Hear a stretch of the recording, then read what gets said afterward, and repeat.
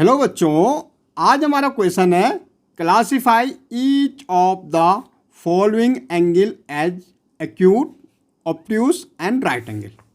भाई हम इनमें से क्या करना है, छांटने हैं कौन सा हमारा एक्यूट एंगल है, कौन सा हमारा ऑब्ट्यूस एंगल है और कौन सा राइट एंगल है। सबसे पहले एक्यूट एंगल होता है क्या भाई?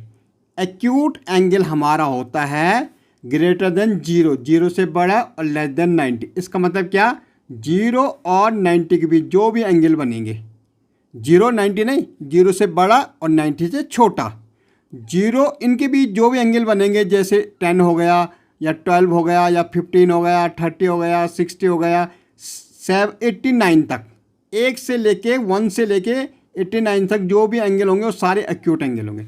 जीरो और 90 के बीच जो एंगल हमारे बनेंगे वो सारे क्या होंगे, एक्यूट एंगल होंगे। समझ गए? ये जीरो से बड़ा होता है एक्यूट और 90 से छोटा होता है, इसमें 89 तक जो बनेंगे, ओके, उनको हम कहते हैं acute angle.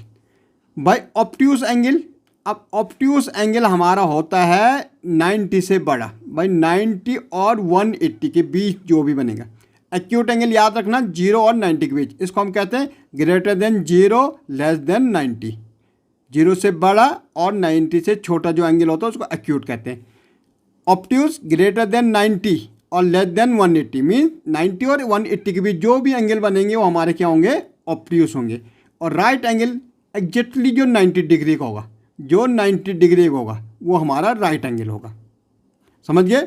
Acute angle zero से बड़ा 90 से छोटा, इसका मतलब 1 से लेके 89 तक जो भी जितने भी एंगल होंगे वो सारे एक्यूट हैं। Obtuse greater than 90 less than 180, मतलब 90 से बड़ा और 180 से छोटा, इनके बीच जो भी एंगल बनेंगे वो सारे ऑब्ट्यूस होंगे। और राइट एंगल 90 का होता। अब देखो भाई 46 कहाँ आ रहा, भाई जीरो 90 के बीच आ रहा कि नहीं आ रहा, 46, इसको हम कहते थे ये हमारा भाई एक्यूट एंगल है। कौन सा एंगल है हमारा, एक्यूट एंगल। 90 एग्जैक्टली 90 डिग्री बोल रहा, तो ये तो हमारा राइट एंगल भाई, जो एग्जैक्टली 90 डिग्री होता है वो राइट एंगल होता है, ओके। 102 भाई 90 से बड़ा है और 180 से छोटा है, तो ये तो हमारा ऑब्ट्यूस एंगल हो जाएगा। कौन सा एंगल हो जाएगा, ऑब्ट्यूस एंगल हो जाएगा, ओके। 88 जीरो 90 के बीच पड़ रहा है, 88 की नहीं पड़ रहा, तो कौन सा एंगल होगा, एक्यूट एंगल होगा। ये हमारा होगा एक्यूट एंगल। यहाँ देखो 128 हमारा कहाँ पड़ता है भाई, 128 90 और 180 के बीच पड़ता है, तो ये हमारे कौन सा एंगल हो रहा, ऑब्ट्यूस एंगल हो रहा।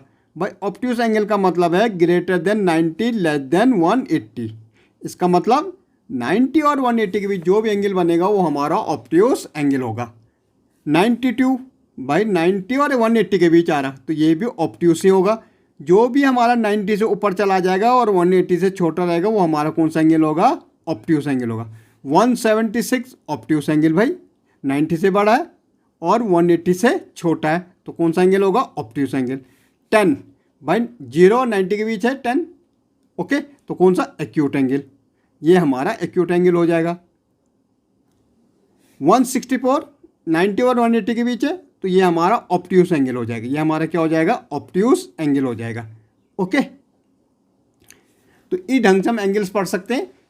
ऐसे हमारे क्या होते हैं भाई, एक हमारा स्ट्रेट एंगल होता जिसको हम कहते हैं, स्ट्रेट एंगल से पता लग रहा सीधा स्ट्रेट एंगल अगर आएगा तो ये होता हमारा 180, जैसा हमारा राइट एंगल 90 का होता, स्ट्रेट एंगल 180 का होता, सीधी लाइन। इसके बाद हमारे क्या जाता है, रिफ्लेक्स एंगल। रिफ्लेक्स एंगल का मतलब है कि 180 से बड़ा और 360 से छोटा, मतलब 180 और 360 के बीच में जो एंगल बनेगा वो हमारा रिफ्लेक्स एंगल बनेगा। कंप्लीट एंगल क्या होता है भाई, कंप्लीट एंगल हमारा होता है 360 डिग्री, ये हमारा कंप्लीट एंगल है, ओके। स्ट्रेट एंगल 180 का होता, रिफ्लेक्स एंगल 180 और 360 के बीच जो बनेगा, बीच 181 से लेके 359 तक, ओके।